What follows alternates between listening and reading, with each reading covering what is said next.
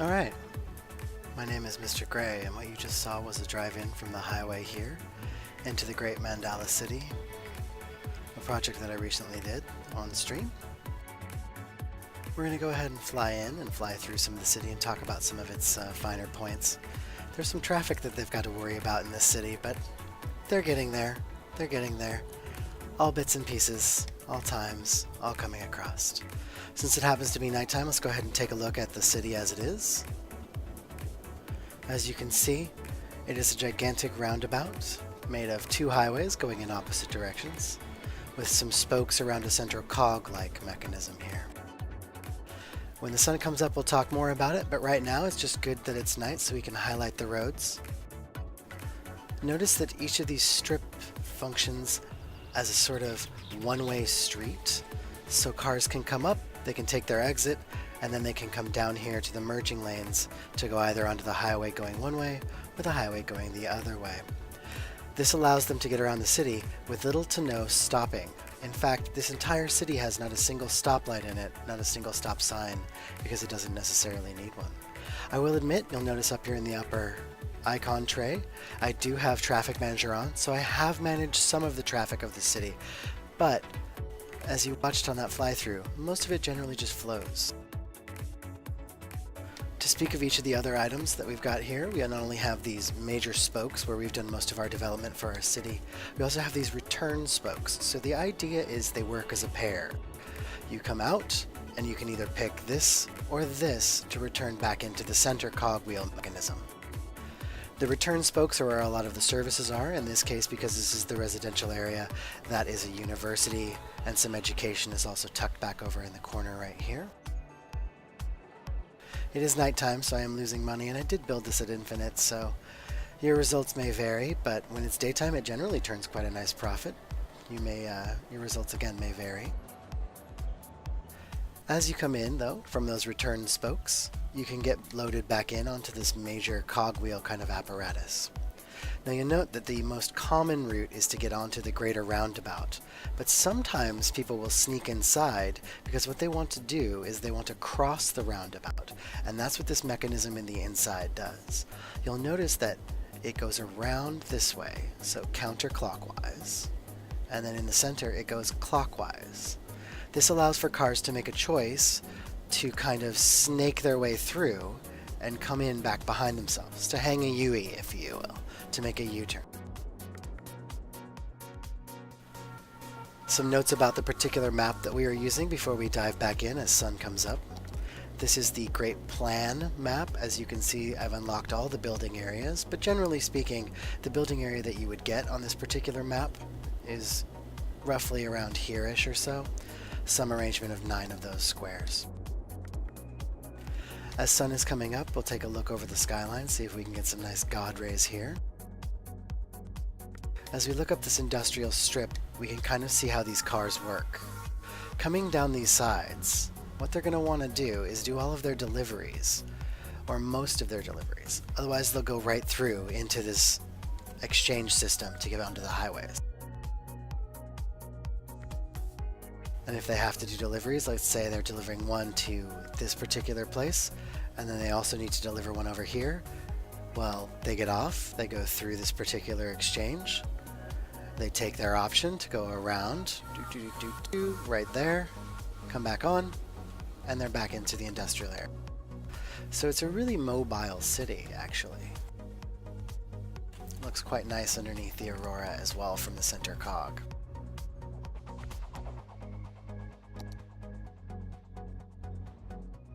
Quite nice for an evening, really.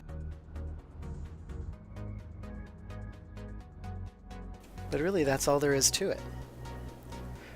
The city itself is designed to be somewhat symmetrical in terms of the fact that the residential and the commercial are mirrored across each other, the industrial as well.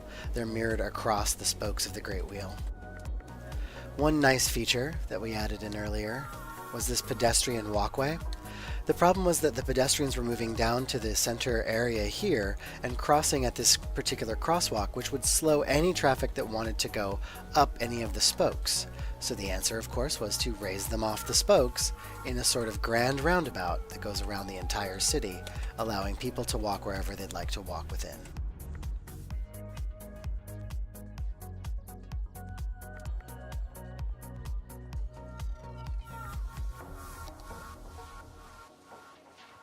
This particular tourist is leaving the city.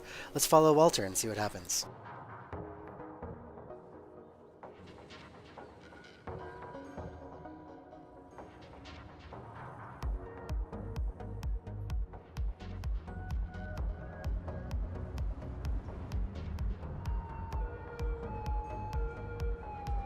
The city does use the Green Cities Expansion DLC as well as mass transit. I'm also using a few mods, not the which I just mentioned was of course Traffic Manager. I used a little bit of Move It mod, for some of the roads, and just a tiny bit of just a little bit of extra fun stuff here and there to do some terrain mapping and that kind of thing.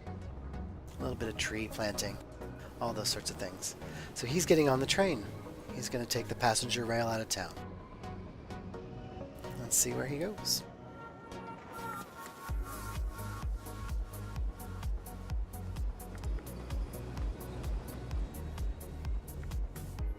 There are two rail lines in this city. One of them is the external that goes directly to the outside links, and the other one is internal that goes across the city so that some of my Sims don't have to walk quite as far. We're going to leave Walter right there, but we will follow that train out of the city once it finally arrives.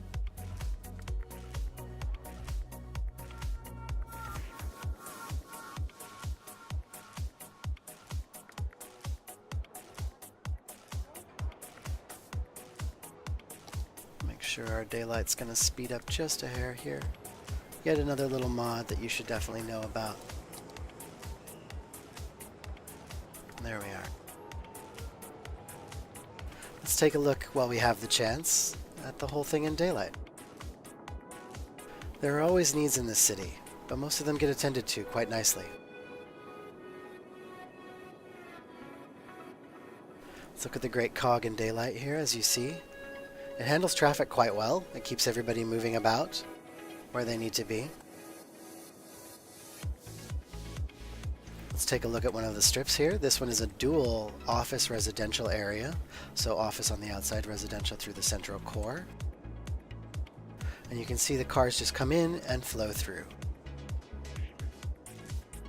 There'll be a link for the particular streamer and YouTuber that inspired this design in the description for this video. I highly suggest you check him out.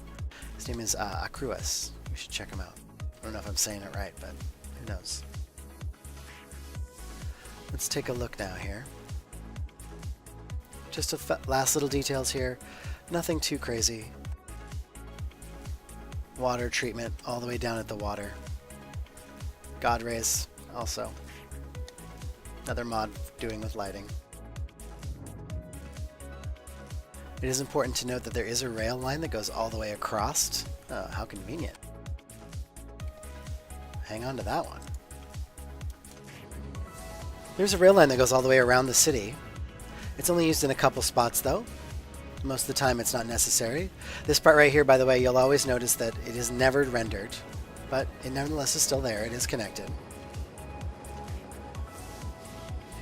This particular line dives down through the city twice. Once to get in, and once to arrive at its general destination, which is one of the passenger sides, where we were leaving Bob just a second ago.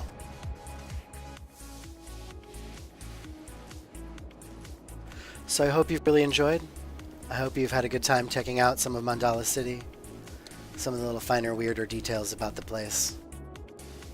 Here it is all in daylight for you. See if we can catch a ride out of town. Nope.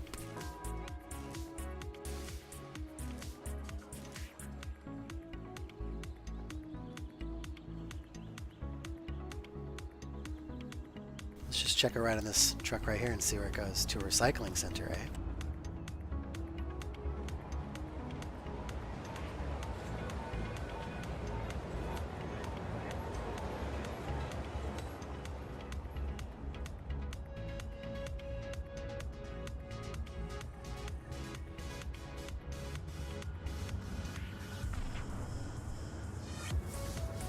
So right now we're on the outer highway ring.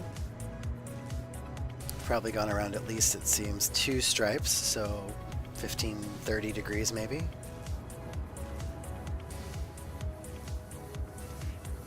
Here's the next set of stripes.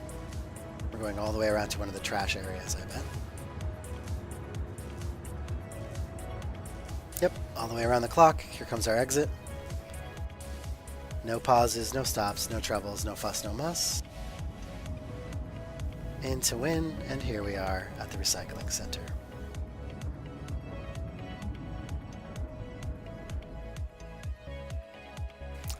So once again, my name is Mr. Gray. This is Mandala City.